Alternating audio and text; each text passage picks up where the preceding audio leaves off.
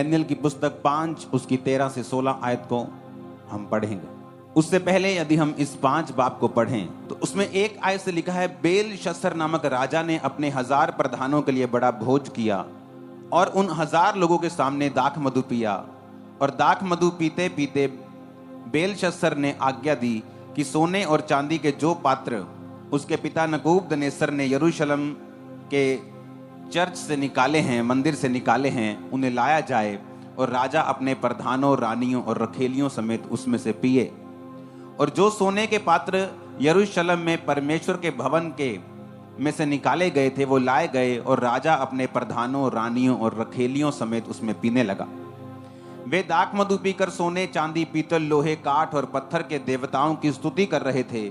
उसी घड़ी मनुष्य के हाथ की सी कई उंगलियां प्रकट होकर दीवट के सामने राज मंदिर की दीवार के चूने पर कुछ लिखने लगी और हाथ का जो भाग लिख रहा था वो राजा को दिखाई पड़ा। उसे देखकर राजा डर गया और मन ही मन बहुत घबरा गया।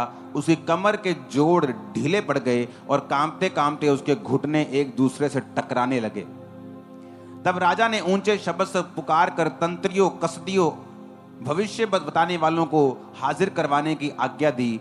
तब बेबीलोन के पंडित और तब राजा उनसे कहने लगा, उन पंडितों से, जो कोई ये लिखा हुआ पढ़कर इसका अर्थ मुझे समझाएगा उसे बैंजनी रंग का वस्त्र पहनाया जाएगा, उसके गले में सोने की कंठमाला पहनाई जाएगी। मेरे राज्य में तीसरा वही प्रभुता करेगा। तब राजा के सब पंडित लोग भीतर आए, परंतु उस लिखे हुए को ना पढ़ सके और ना राजा को उसका अर्थ समझा सके। इस पर बेलशस्सर राजा बहुत घबरा गया और भयतुर हो गया और उसके प्रधान भी बहुत व्याकुल हुए। राजा और प्रधानों के वचनों को सुनकर रानी भोज के भवन में आई और कहने लगी, हे राजा, तू युग युग जीवित रहे, अपने मन में ना घबरा और ना उदास हो। तेरे राज्य में डैनियल नाम का एक पुरुष है जिसका नाम तेरे पिता ने बेलतशस्सर रखा था। उसमें पवित्र ईश्वरों की आत्मा रहती है और उस राजा के दिनों में उसमें प्रकाश, प्रवीणता और ईश्वरों के तुल्य बुद्धि पाई गई। हे राजा, तेरा पिता जो राजा था उसने उसको सब जोशियों, तांत्रिकों, कसदियों और भविष्य बताने वालों का प्रधान बना दिया था, क्योंकि उसमें उत्तम आत्मा, ज्ञान, प्रवीणता, स्वप्नों का फल बताने, पहेलियां खोलने, संदेह दूर करने की शक्ति पाई गई। इसलिए अब डैनियल बुलाया जाए और वो इसका अर्थ बताएगा। तब डैनियल राजा के सामने भीतर बुलाया गया और राजा डैनियल से पूछने लगा, क्या तू वही डैनियल नहीं जो मेरे पिता नबूकदनेस्सर राजा द्वारा यहूदा देश से लाए हुए यहूदी बंदियों में से है? मैंने तेरे विषय में सुना है कि ईश्वर की आत्मा तुझ में रहती है और प्रकाश, प्रवीणता और उत्तम बुद्धि तुझ में पाई जाती है। देख, अभी पंडित और तंत्री लोग मेरे सामने इसलिए लाए गए हैं कि वो लिखा हुआ पढ़ सकें और उसका अर्थ मुझे बताएं, परंतु वे उस बात का अर्थ ना समझा सके। परंतु मैंने तेरे विषय में सुना है कि डैनियल भेद खोल सकता है और संदेह दूर कर सकता है। इसलिए यदि तू उस लिखे हुए को पढ़ सके और उसका अर्थ मुझे समझा सके तो मैं तुझे बैंजनी रंग का वस्त्र, तेरे गले में सोने की कंठमाला पहनाई जाएगी और राज्य में तीसरा तू प्रभुता करेगा। डैनियल ने राजा से कहा, अपने दान अपने पास रख, जो बदला तू मुझे देना चाहता है वो किसी और को दे दे, परंतु मैं लिखी हुई बात राजा को पढ़ सुनाऊंगा और उसका अर्थ भी तुझे समझाऊंगा। हे राजा, परम प्रधान परमेश्वर ने तेरे पिता नबूकदनेस्सर को राज्य, बढ़ाई, प्रतिष्ठा और प्रताप दिया था, और उस बढ़ाई के कारण जो उसको परमेश्वर ने दी थी, देश देश और जाति जाति के सब लोग और भिन्न भिन्न भाषा बोलने वाले उसके सामने कांपते और थरथराते थे। वह जिसे चाहता घात करता था, जिसे चाहता जीवित रखता था, जिसे वो चाहता उसे ऊंचा पद देता था और जिसे चाहता था गिरा देता था। परंतु जब उसका मन फूल उठा और उसकी आत्मा कठोर हो गई और वो अभिमान करने लगा, तब वह अपने राज सिंहासन पर से उतारा गया और उसकी प्रतिष्ठा भंग की गई। वह मनुष्यों में से निकाला गया, उसका मन पशुओं का और उसका निवास जंगली गधों के बीच में यानी जंगल में हो गया। वह बैलों के समान घास चरता और उसका शरीर आकाश की ओस से भीगा करता था, यानी वो पागल हो गया था। उसे मेंटली अपसेट के दौरे पड़ने लगे। उसके बाद वो जंगलों में रहने लगा, उसके नाखून बढ़ गए, दाढ़ी बढ़ गई, आकाश की ओस से बाइबल कहती वो भीगा करता था। परमेश्वर ने उसे राज सिंहासन से गिराया और जब तक उसने जान नहीं लिया कि परम प्रधान परमेश्वर मनुष्यों के राज्य में प्रभुता करता है और जिसे चाहता उसको अधिकारी ठहराता है, तो भी हे बेलशस्सर, तू जो उसका बेटा है, ये सब कुछ तू जानता था, फिर भी तूने अपने आप को नम्र नहीं किया, वरन तूने स्वर्ग के प्रभु के विरुद्ध उठकर उसके भवन के बर्तन मंगवाकर अपने सामने रखवाए और प्रधान रानियों रखेलियों समेत तूने उसमें से शराब पी, दाख मधु पिया और सोने चांदी पीतल लोहे काठ और पत्थर के देवता जो ना देखते ना सुनते ना कुछ जानते उनकी स्तुति की, परंतु परमेश्वर जिसके हाथ में तेरा प्राण है, जिसके वश में तेरा चलना फिरना है, उसका सम्मान तूने नहीं किया। तब ये हाथ भी उसी का एक भाग उसी की ओर से प्रकट किया गया और ये शब्द लिखे गए, और जो शब्द लिखे गए वो ये हैं, मने मने तकेल उपरसीन। इसका अर्थ है मने अर्थात परमेश्वर ने तेरे राज्य के दिन गिनकर उनका अंत कर दिया है। तकेल अर्थात तू मानो तराजू में तोला गया और हल्का पाया गया है। परेस अर्थात तेरा राज्य बांटकर मादियों और फरीसियों को दे दिया गया है। तब बेलशस्सर ने आज्ञा दी और दानियेल को बैंजनी का वस्त्र पहनाया गया, उसके गले में सोने की कंठमाला पहनाई गई और ढिंढोरिये ने उसके विषय में पुकारा कि राज्य में दानियेल तीसरा प्रभुता करेगा। उसी रात कसदियों का राजा बेलशस्सर मर गया और दारा मादी जो 62 वर्ष का था राजगद्दी पर विराजमान हुआ। सब बोलो आमीन। ये वचन बड़ा पावरफुल है, जो आपने सुना बड़ा सिंपल है और बड़ा पावरफुल है। आज अगर आप क्रिश्चियंस को देखेंगे, लोगों को देखेंगे, यूथ को देखेंगे, वो अपनी लाइफ में कंफ्यूज रहते हैं कि मुझे क्या करना है, मुझे किधर जाना है, मेरी लाइफ में सक्सेस क्यों नहीं है, मेरी फैमिली में डिलीवरेंस क्यों नहीं है। बाइबल एक बात बताती है कि जहां कहीं परमेश्वर का आत्मा है वहां आजादी है। अगर आपकी लाइफ में परमेश्वर का आत्मा होगा, जिस तरह इसकी गवाही दी गई दानियेल की कि इसमें ईश्वर की आत्मा वास करती है, इसके अंदर रहती है, तो बाइबल कहती है अगर परमेश्वर का आत्मा नया नियम में कहता है कि अगर परमेश्वर का आत्मा तुम में है और जहां कहीं परमेश्वर का आत्मा है वहां आजादी होगी, वहां डिलीवरेंस होगी। वो डिलीवरेंस तुम्हारी फैमिली की होगी, वो तुम्हारी लाइफ की होगी, तुम्हारी सेवकाई की होगी, वो तुम्हारे कैरियर की होगी, तुम्हारे शरीर की होगी। जहां कहीं भी शैतान ने तुम्हें बांधा हुआ है, तुम वहां पे डिलीवरेंस को देखोगे अगर परमेश्वर का आत्मा तुम्हारी जिंदगी में है तो। कितने इस बात को समझ गए? अब बात यह है कि क्या परमेश्वर का आत्मा मुझ में या आप में है या नहीं। आप दो तरह से परमेश्वर में चलते हैं, एक चलते हैं परमेश्वर की पावर के साथ और एक चलते हैं परमेश्वर की प्रेजेंस के साथ। परमेश्वर की पावर में चलना अलग चीज है, परमेश्वर की हुजूरी में चलना एक अलग चीज। जो व्यक्ति जिन्होंने परमेश्वर के दानों और वरदानों को पाया वो बिगड़ सकते हैं और बाद में अपने दानों वरदानों को ले हैंड प्रेयर के रूप में 25-50 हजार में बेच भी सकते हैं। वो उस अनॉइंटिंग को बेच भी सकते हैं, वो अनॉइंटिंग काम भी करेगी लेकिन हाई लेवल तक नहीं, एक सिंपल लेवल तक। वो है वरदानों में चलना। जब एक व्यक्ति वरदानों में चलना चाहता है उसे कोई भी तौबा की जरूरत नहीं है, क्योंकि वो वरदान उसे परमेश्वर ने दिए हैं। वो तौबा ना भी करे तो भी वो वरदानों को यूज कर सकता है। लेकिन एक है परमेश्वर की प्रेजेंस में चलना, एक है परमेश्वर की हुजूरी में चलना। आपको मालूम है मैं पूरी दुनिया में घूमा हूं, पूरे वर्ल्ड में जितने लोगों ने डीप प्रोफेटिक वर्ड्स मैंने सुने हैं अपनी लाइफ के लिए या वर्ल्ड के लिए या जो दुनिया में आने वाला है, घटने वाला है, 90% प्रोफेसीज उनके द्वारा मैंने सुनी है जिनके नाम के आगे प्रॉफिट नहीं लगा हुआ।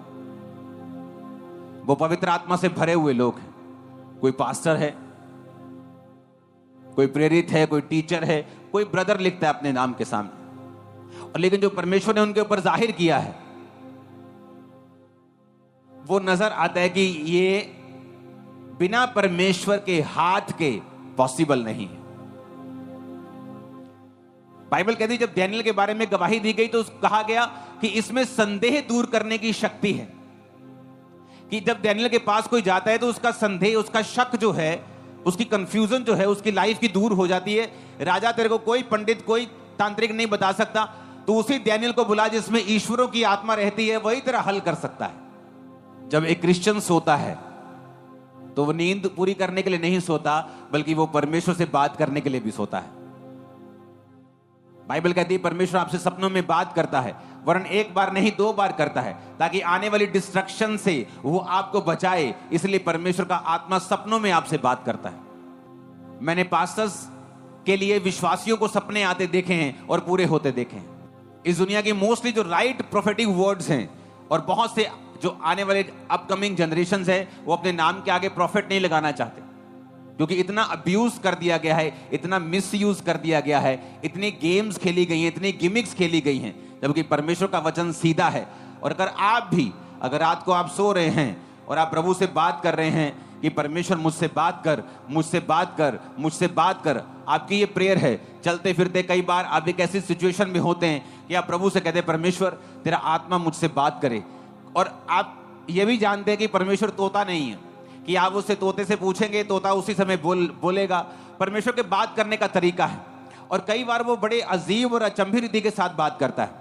कई बार परमेश्वर ट्रबल से आपकी अगुवाई करता है। जब तक इजरायली लोग मिस्र में थे और राजा उनको कुछ नहीं कह रहा था, तब तक वो कंफर्ट में थे। सुबह जाते थे काम पे, शाम को आते थे। वो बंधुआई और वो जो नौकरी थी उन्हें कंफर्ट में जो रखा हुआ था। लेकिन परमेश्वर जानता कि ये एक मास्टर प्लान नहीं है, मुझे तुमको यहां से निकालना पड़ेगा। वो भी जानते थे कि आज से 400 वर्ष पहले ये प्रोफेसी हुई थी कि हमें परमेश्वर कनान देश देगा। ये तो एक ट्रेनिंग है हमारी, हम यहाँ के नहीं हैं। लेकिन कंफर्ट ने उन्हें संभाल के रखा हुआ था। हर बंदा अपने कंफर्ट में था। मेरी सेवकाई पे कोई आंच ना आ जाए, मेरे परिवार पे कोई आंच ना आ जाए, नहीं मैं उसके खिलाफ ये नहीं कह सकता, मैं प्यार का प्रीच कर सकता हूं। सब उस समय कंफर्ट में थे। लेकिन बाइबल कहती परमेश्वर ने राजे का मन बदल दिया। राजा कठोर हो गया। राजा उनको जब दुख देने लगा, सारे कंफर्ट से बाहर जब आने लगे तो प्रेयर करने लगे।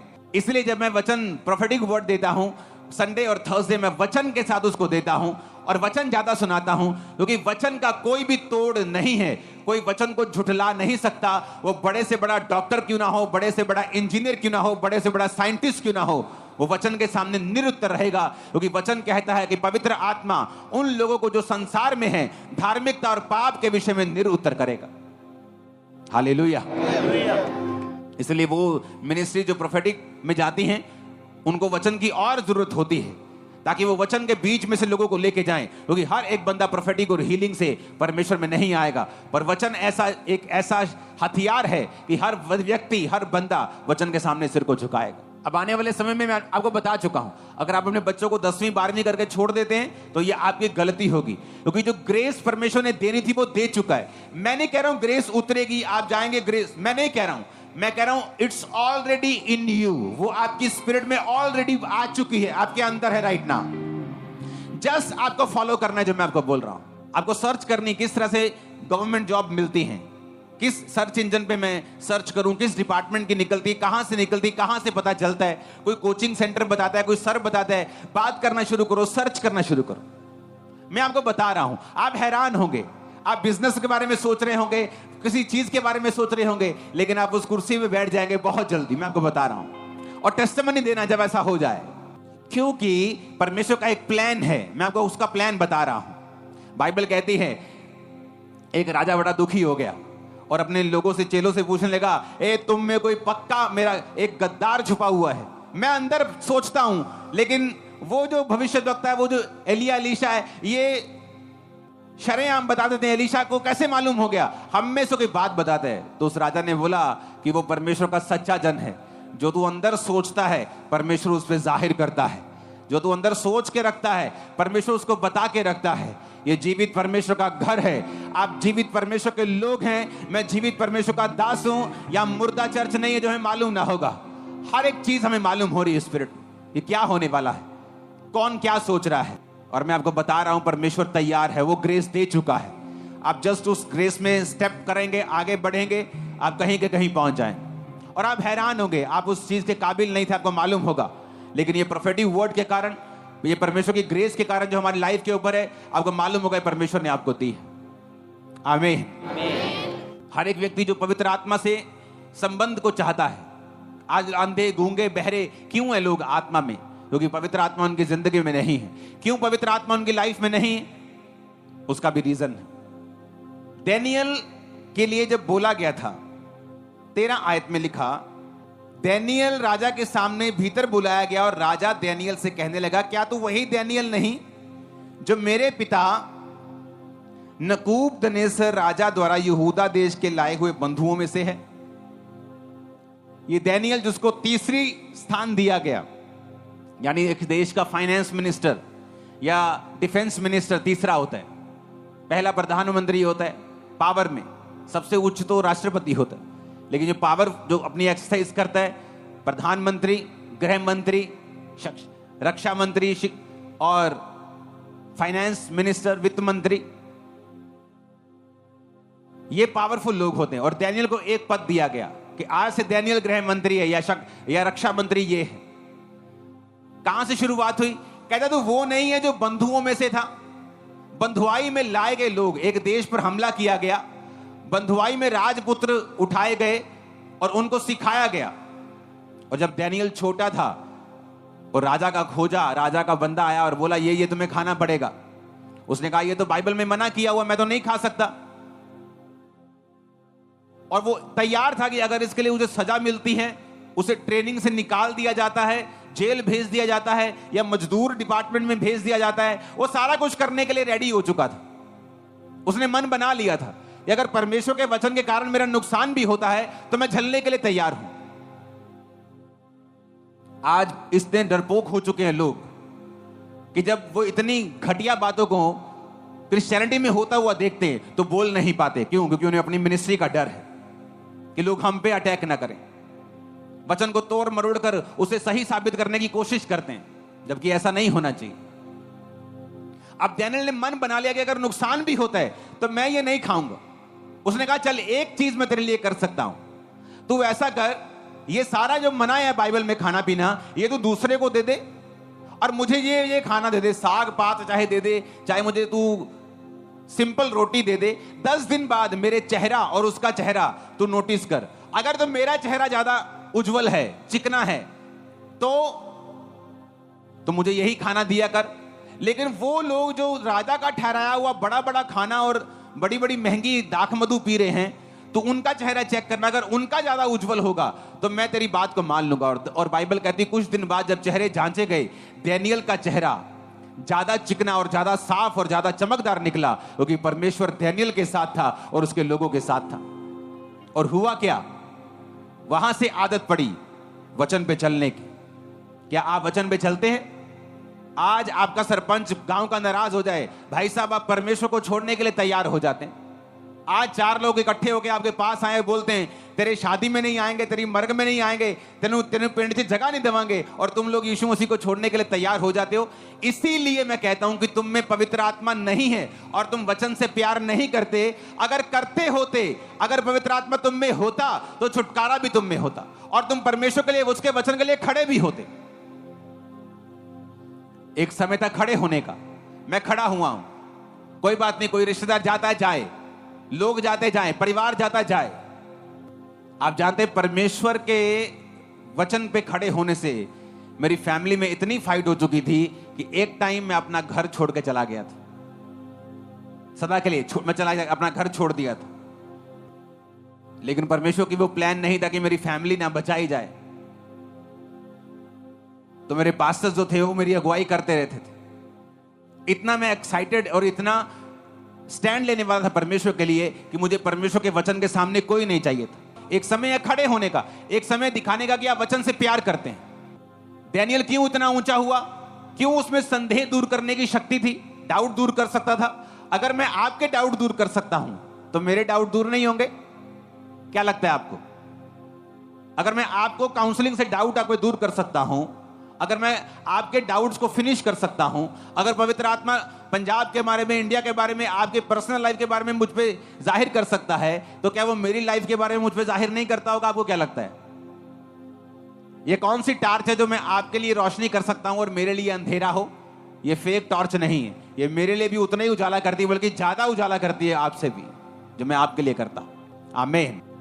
एक बार एक सिस्टर मुझसे मिलने के लिए आए अपॉइंटमेंट में, और अगर आप पवित्र आत्मा के चलाए हुए जन हैं तो आप वो नहीं सुनते जो वो लोग कह रहे हैं, आप वो सुनते हैं जो पवित्र आत्मा आपको बता रहा है। तो वो बताने लगी, मेरी इसके लिए प्रेयर करना, मेरे इस चीज के लिए प्रेयर करना, मेरी फैमिली के लिए प्रेयर करना, मेरे लिए प्रेयर करना।